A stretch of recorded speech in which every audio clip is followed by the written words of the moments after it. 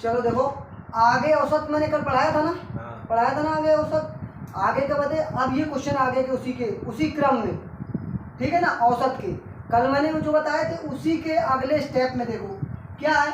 25 परिणामों का औसत 20 है, पहले 12 परिणामों का औसत 15 है, अंतिम 12 परिणामों का औसत 18 है। तो 13वें परिणाम का मान ज्ञात करो, 13वें परिणाम का मान ज्ञात करो। तो कैसे लगाएंगे, देखो 25 परिणामों का औसत कितना है, 20 है, ठीक। फिर कह रहा है कि 12 परिणामों का औसत कितना है, 15 है। फिर कह रहा 12 परिणामों का औसत कितना है, ये क्या है प्रथम, ये क्या है अंतिम, और ये क्या है कुल, ठीक। ये आप देखो 12 परिणामों का औसत कितना अंतिम वाले में है, 18, क्लियर। आप देखो ये 20 से ये कितना कम है, 5, यानी 5 कम का मतलब माइनस, तो ये 5 कम है, 12 पंचे इसका गुणा इसमें करेंगे, 12 पंचे 60, वो भी का है कि माइनस का आएगा, किसके आएंगे, माइनस के साथ।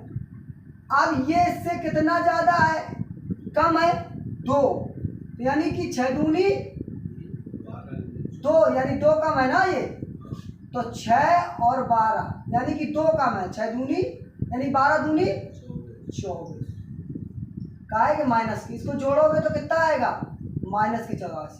हमने बताया था प्रथम व अंतिम परिणामों का योग कुल परिणामों से कम हो तो संख्या अगर माइनस की आती है तो प्लस चेंज कर देते हैं। तो ये माइनस की आया, इसको काय में बदल देंगे, तो 20 कुल औसत में ये माइनस है तो प्लस हो जाता है, कितना आ जाएगा 104। तेरी संख्या कौन सी आ गई, 104। अगले देखो, वैसे भी जाएगा, गुणा कर करके भी आ जाएगा, लेकिन 11 अब देखो अगला नंबर, 11 संख्याओं का औसत 50 है, तो 11 संख्याओं का औसत कितना है, 50। कह रहा पहली 6 संख्या यानी प्रथम 6 संख्याओं का औसत कितना है, 49 है।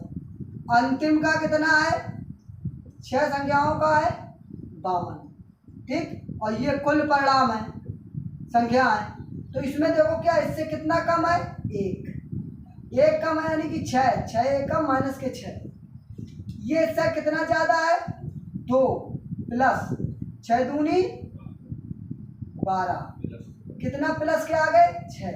अब देखो जब कुल परिणाम या प्रथम व अंतिम परिणामों का योग कुल परिणामों से ज्यादा हो, प्रथम व अंतिम परिणामों का योग कुल परिणामों से ज्यादा हो, तो जो संख्या यहाँ आएगी, जो संख्या नंबर यानी कि प्लस की आएगी तो प्लस का ही उसमें जुड़ेगा, अगर यहाँ माइनस की आएगी तो माइनस ही घटेगा, यानी इसमें कोई भी चेंज मतलब चिन्ह का कोई भी परिवर्तन नहीं होगा, कोई चेंजमेंट नहीं होगा।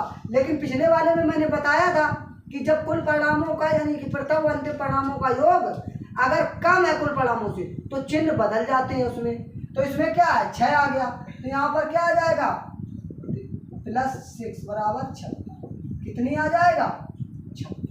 अब आ जाते हैं ये, किसी कक्षा में विद्यार्थियों का औसत प्राप्तांक 68 है, तो 68 है विद्यार्थियों का, सभी विद्यार्थियों का, और कह लड़कियां गर्ल्स कितनी है 80, और बॉयज कितने हैं औसत 60, टोटल है कितना औसत इन दोनों का, इसमें घटाएंगे तो 8 आ जाएगा, इससे से घटाएंगे तो कितना आ जाएगा,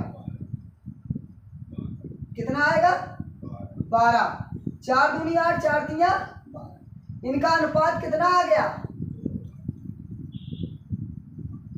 अनुपात आ गया ना 2:3। अब ये कह रहा है इसमें है कि लड़कियों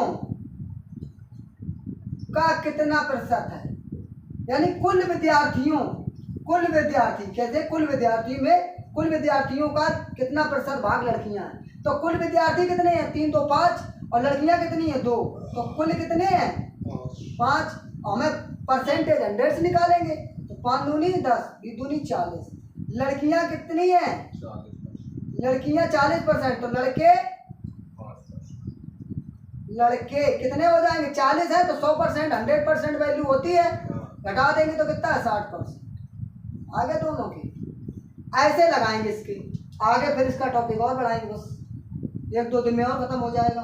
समझ में आ रहा है ये चीज को? ये चीज जरूर ध्यान रखना इसमें चेंज एंड परिवर्तन हो जाता है जब कुल परिणामों का योग अंतिम और प्रथम परिणामों से योग से ज्यादा हो।